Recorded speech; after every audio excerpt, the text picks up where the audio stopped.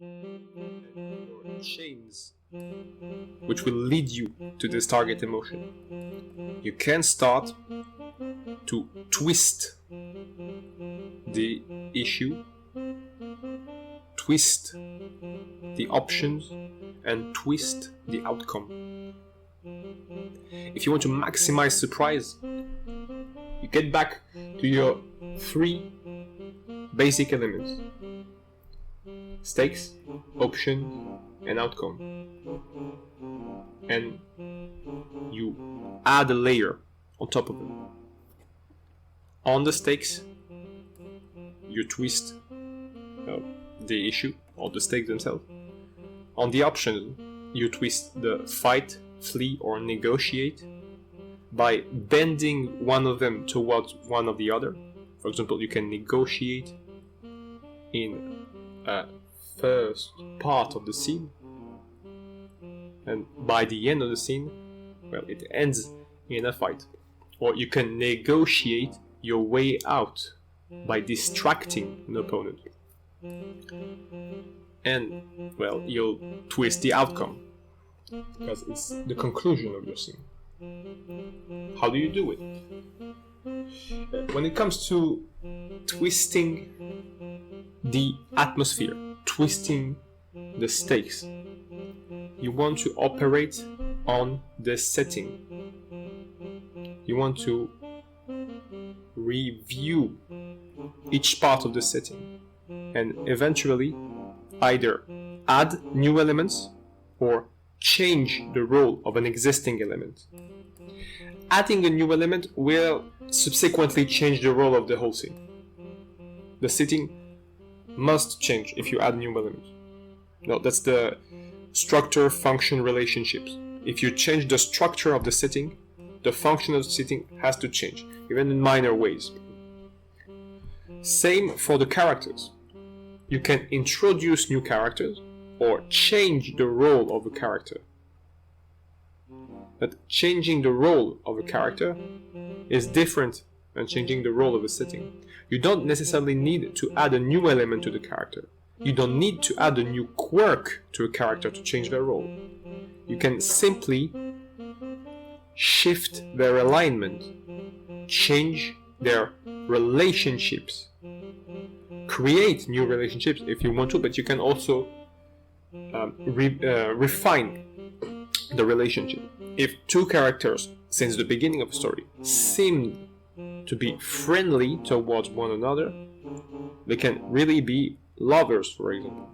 So, you don't create something new, you just amplify the friendliness factor.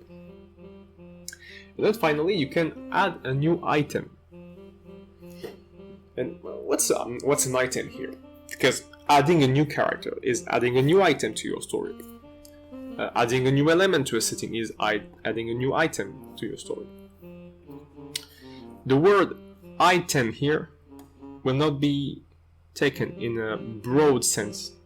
The type of item you want to add is solely focused on surprise, meaning you cannot add this item if it is not meant to be surprising. Which sounds nonsensical, because the whole point of this video is creating surprise, because that's how you create memorable scenes. But here, let's figure out your characters are looking for an accessory, a tool, let's say a light torch. And this torch has the ability to produce light, because that's the main goal. So there's nothing surprising in that. The surprise may come from either the resource it uses to produce light, the properties relative to light production, meaning which kind of light it can produce, what's the intensity, what's the resource to production value, and it could also be the attachment a character creates with the item. So let's suppose this torch produces light through a non-traditional means. It produces light not by being fueled, the fuel is not a fuel you would expect. Let's suppose this fuel is blood. Now there's nothing that could justify that blood can, well, make a torch, make light. Except if it's not human blood. Let's suppose it's the blood of an animal which has a high level of ions. It's highly ionized. The pH is different. The molecular composition is different. It's a blood that can be used as a fuel. Its main goal is not to be used as a fuel for the lamp, it's for the torch itself, but it can be used as a fuel. And it's discovered by the character through the story. Let's say between chapter 3 and 4, or between the first and the second act. Now, what are the origins of this creature? This creature, or well, let's say the animal producing this blood, is also the same kind of animal used to produce the material which form the torch. Let's say that the handle of the torch is made out of bones, but you can't tell it's bones because it's extremely light, it's extremely flexible.